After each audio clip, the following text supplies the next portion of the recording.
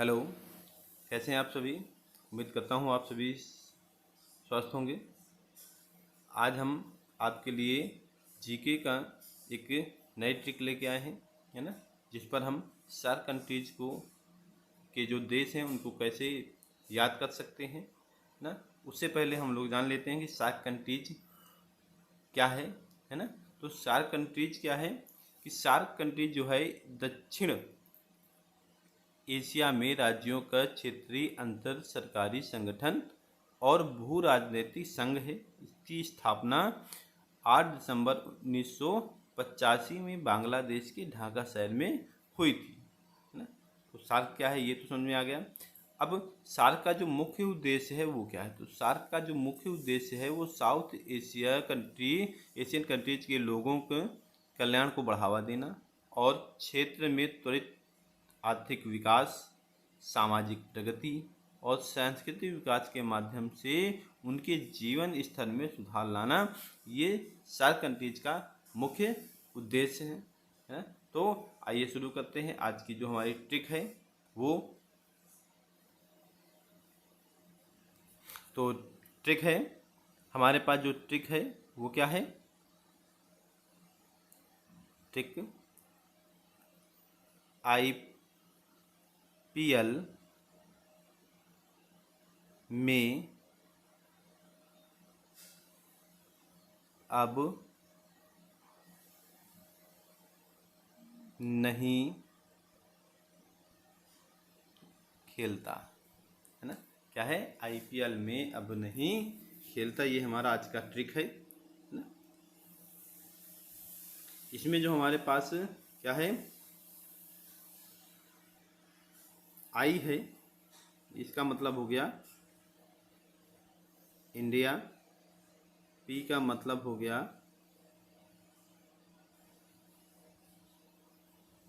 Pakistan, L का मतलब हो गया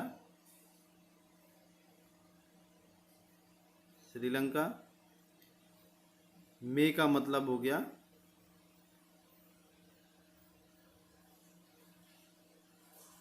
म्यांमार, ए का मतलब हो गया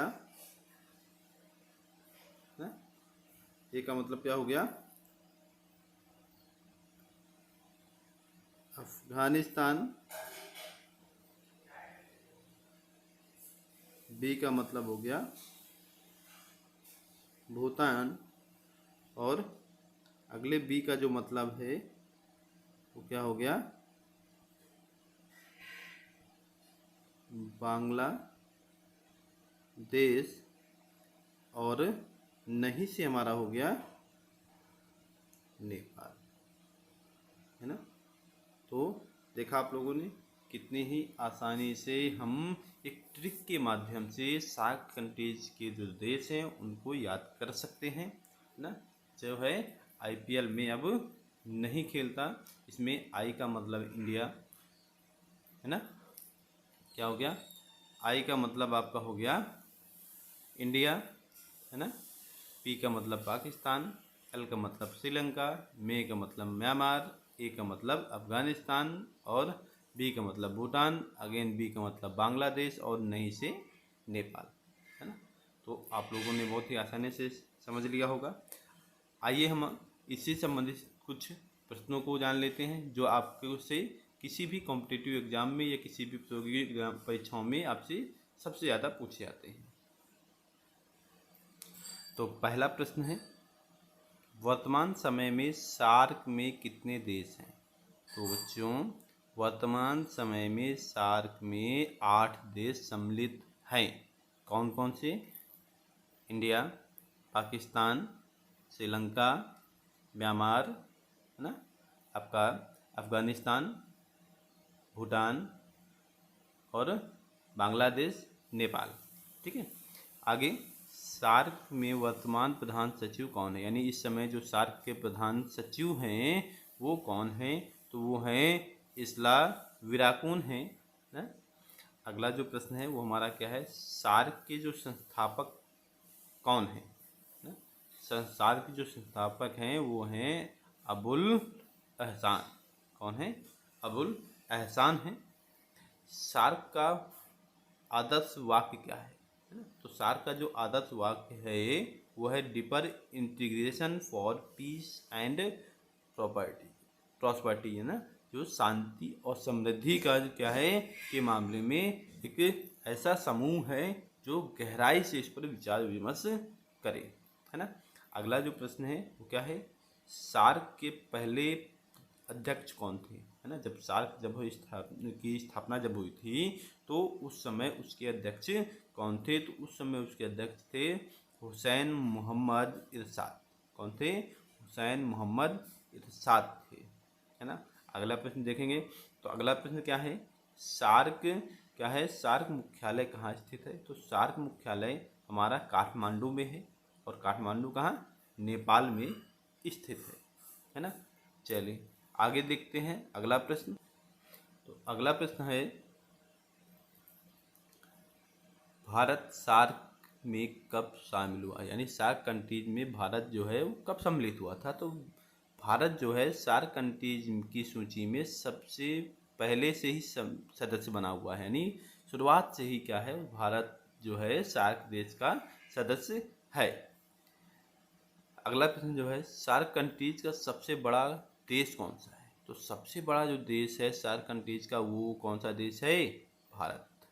ठीक है। सार्क की स्थापना कब हुई थी।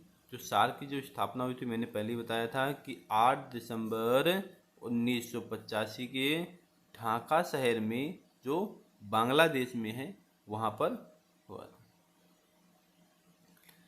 चीन, क्या चीन सार्क कंट्रीज का सदस्य है ना, ये भी बहुत पूछा जाता है एग्जाम में। तो बेटा सार्क जो है वो इस समय, सॉरी जो चीन है, क्या क्या चीन जो है वो सार्क कंट्रीज में का सदस्य है, तो नहीं, वर्तमान समय में चीन जो है सार्क देश का सदस्य नहीं है। ठीक है, क्या है, जो चीन है इस वर्तमान समय में क्या है, सार्क देश में का सदस्य नहीं है। चीन वर्तमान समय में सार्क में ऑब्जर्वर मेंबर है। ऑब्जर्वर मतलब होता है कि किसी चीज़ को ऑब्जर्व करना, देखना ना, वो केवल इसमें देखने वाला सदस्य है, इसमें वो सम्मिलित नहीं है ना। अगला जो प्रश्न है वो हमारा क्या है, सार्क क्यों बनाया गया था। तो मैंने आप लोगों को ऊपर ही पढ़ाया था, पहले ही बताया था कि सार्क का जो उद्देश्य है वही है क्या, कि इस संगठन को बनाने का प्रमुख उद्देश्य क्या है, दक्षिण एशियाई देशों यानी साउथ इन एशियन कंट्रीज में क्या आपसी सहयोग और शांति और प्रगति हासिल करना जो है, ये सार्क का क्या है, मुख्य उद्देश्य है ना।